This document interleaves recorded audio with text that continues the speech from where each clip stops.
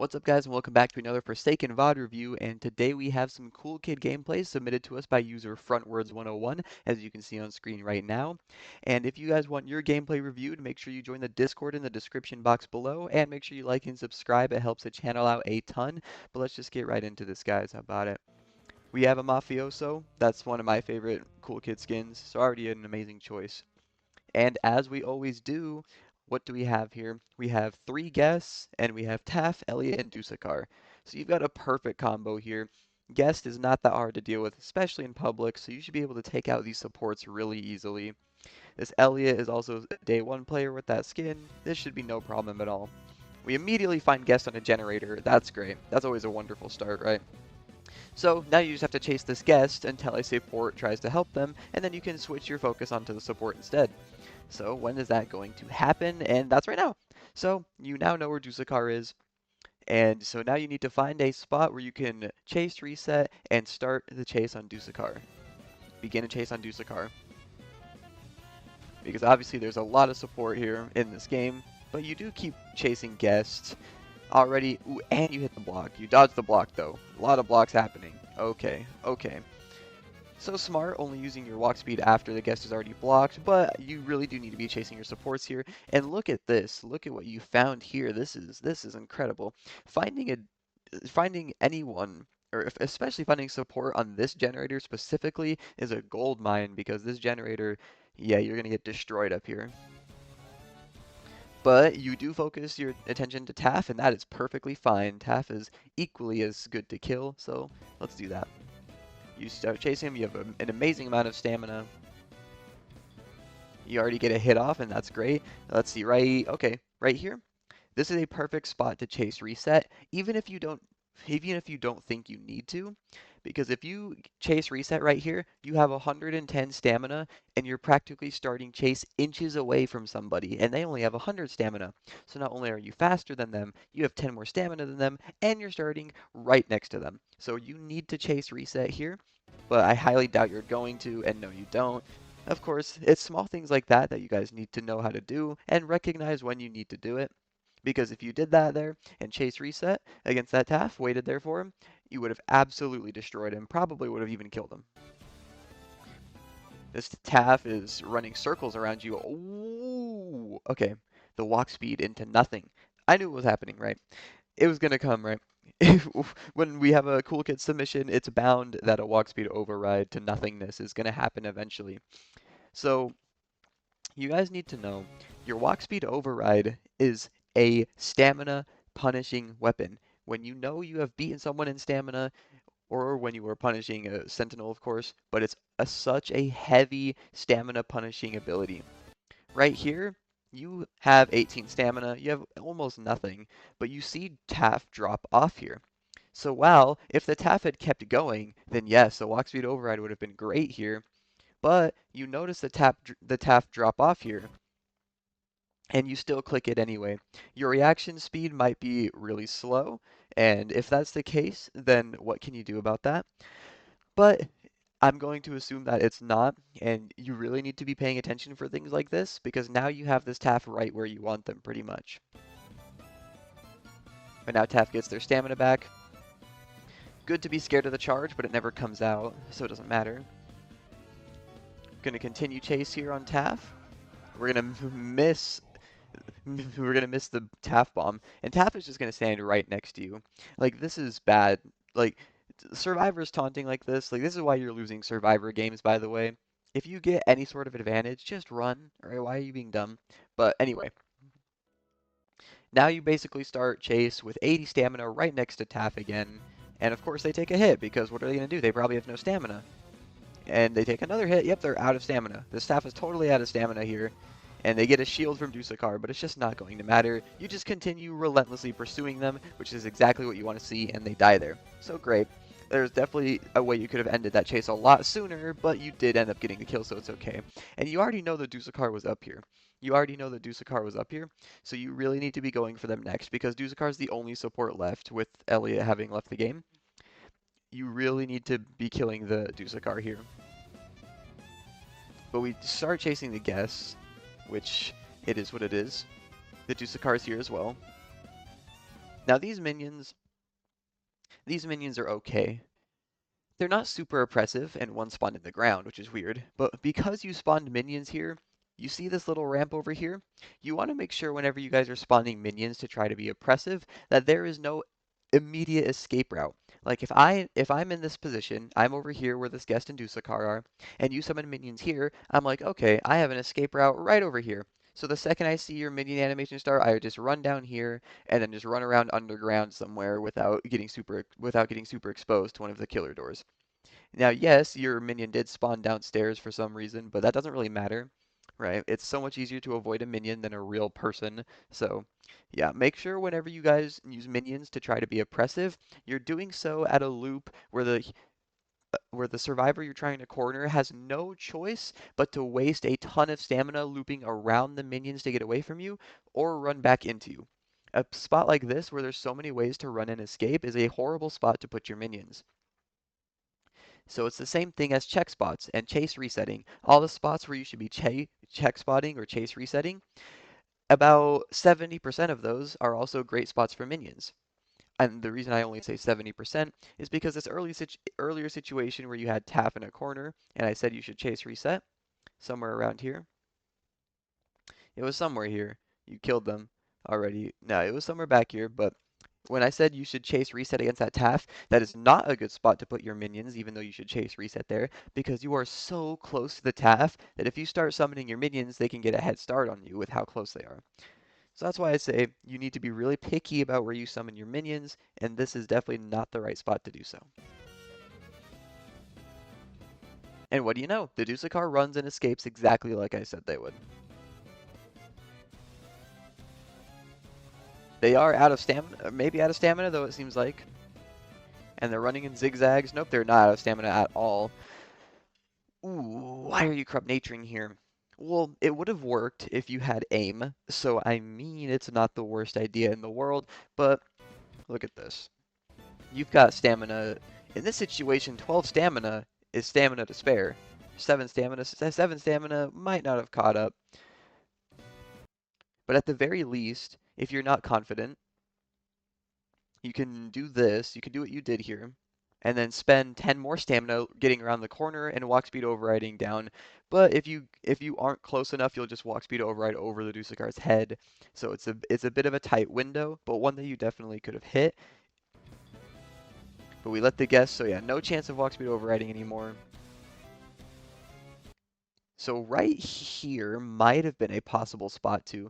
This Dusakar doesn't really have anywhere to run, and this is really about situational awareness. This Dusakar has a very narrow path here, so if you walk speed override straight down the center of it, while this Dusakar is stuck in this beam animation, they almost have no way to avoid it.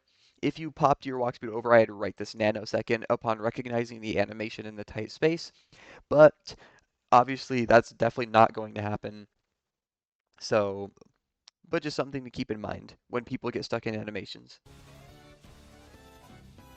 And by the looks of it, they probably actually did have the space to dodge this, because if you, let's see, let's see. The second they start the animation,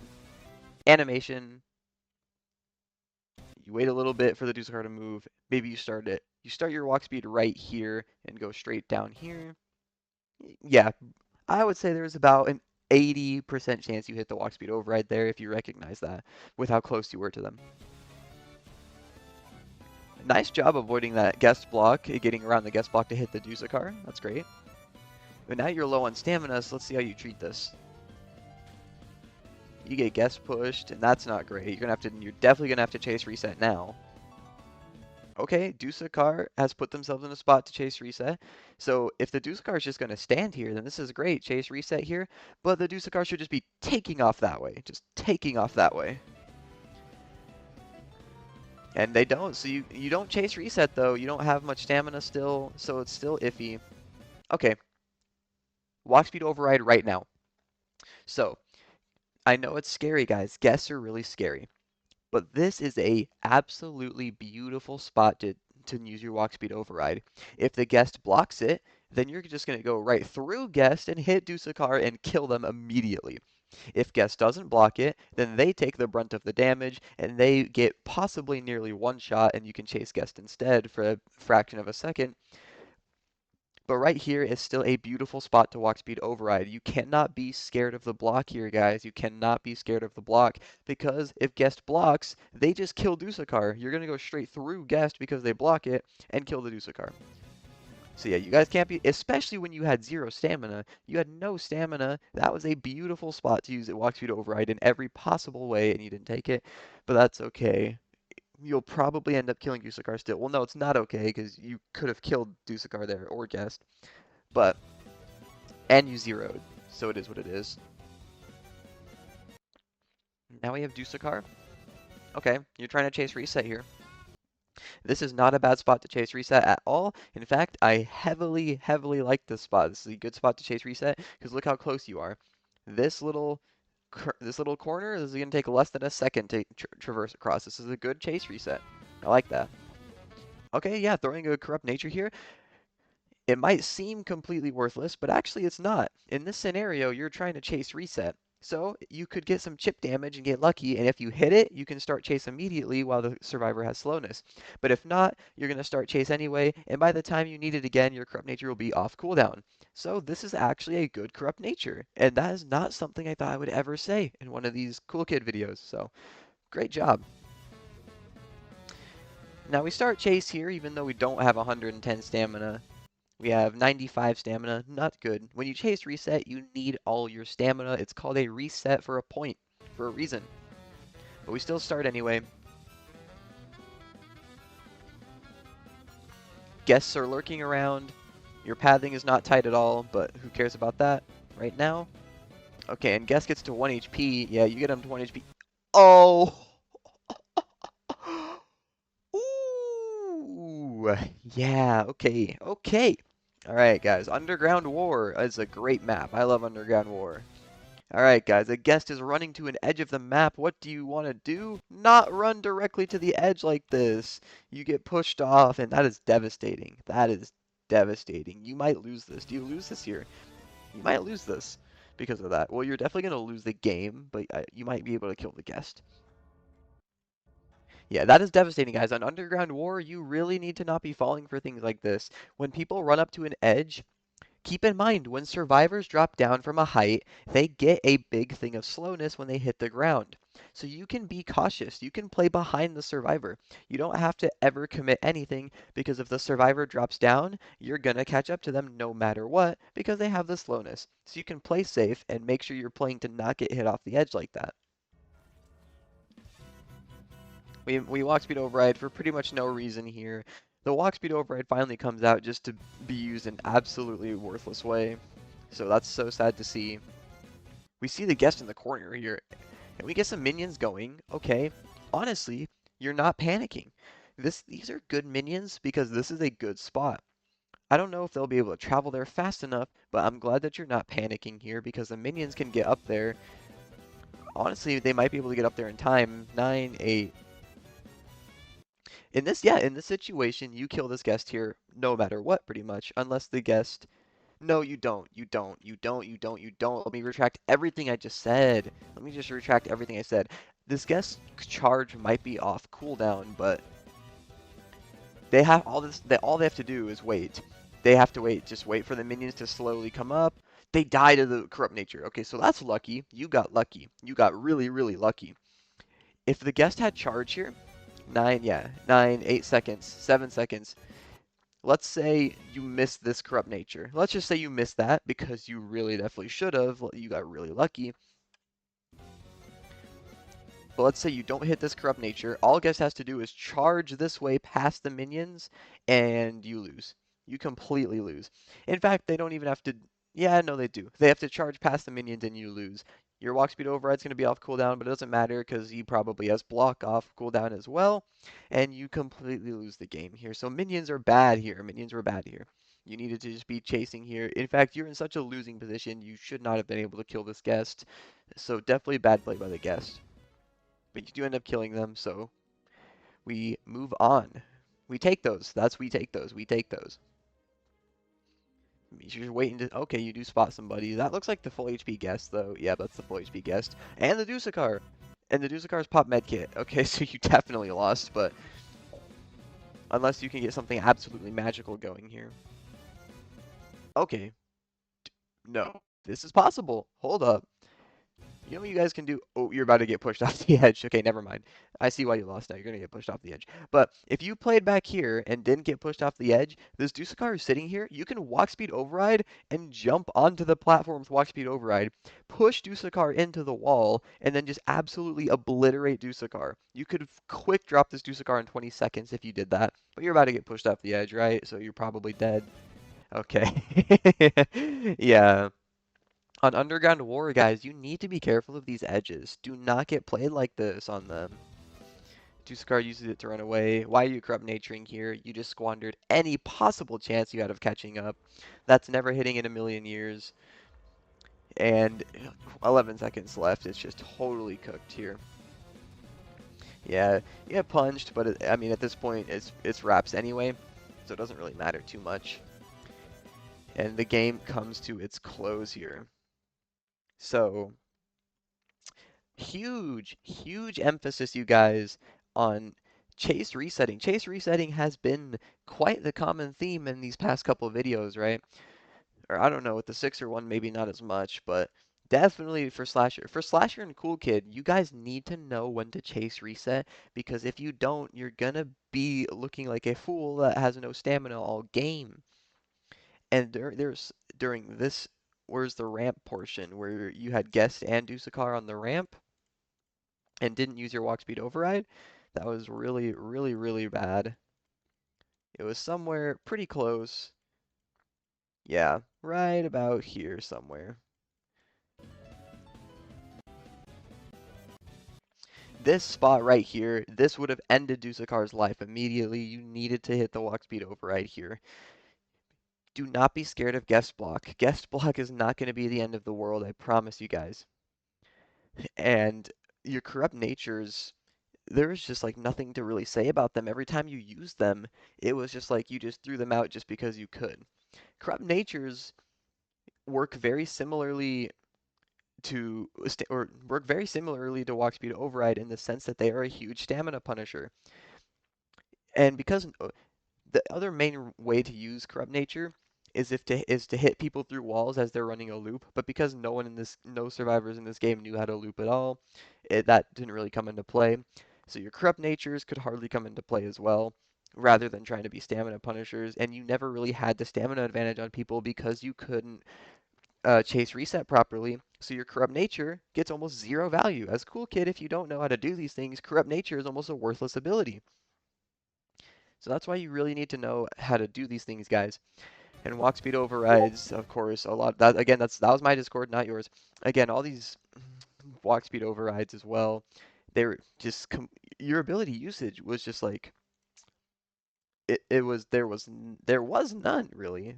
It's weird. Let's see. How many times did you use your abilities? I feel like I didn't even get to talk about them because you never really used them. I feel like you were really scared to use them at all. Let's see. How many times do they go off cooldown? One, two. Okay, so 1-1 for corrupt nature and walk speed. 1-1, 1-2, 2-2, 2-2, 2-2-1 for minions, and those minions were absolutely horrible right here because the people could escape. So 2-2-1 here. This would have hit. I'll give you the credit where credit's due. This would have hit if you knew how to aim. So that's something I can't fault you for too much. But okay, 3-2-1. Was that another corrupt? Yeah, again, a completely, I mean, a gamble corrupt that isn't the worst in the world if you're chase resetting here. But again, kind of just, it's there. It's there. It's just there. That's the best way to put it. So 4-2-1. 4-2-1, 5-2-1, and this one was good. 5-2-1, 5-3-1, and this is a completely worthless walk speed override that just lets you get punched in the face.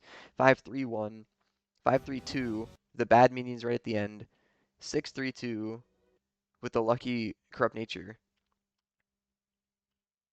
Was that another one? 6-3-2. Oh yeah, another worthless corrupt nature here. 7-3-2. That's insane. You used walk speed override, one of the most punishing abilities in the game, 3 times this entire match. 3 times this entire match. Guys, this is not good. This is not good. You need to be using your most oppressive ability more than this.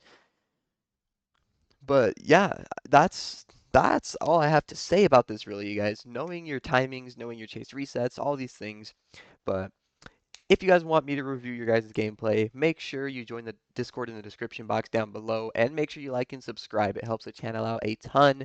And I'll see all you guys in the next video. Bye-bye.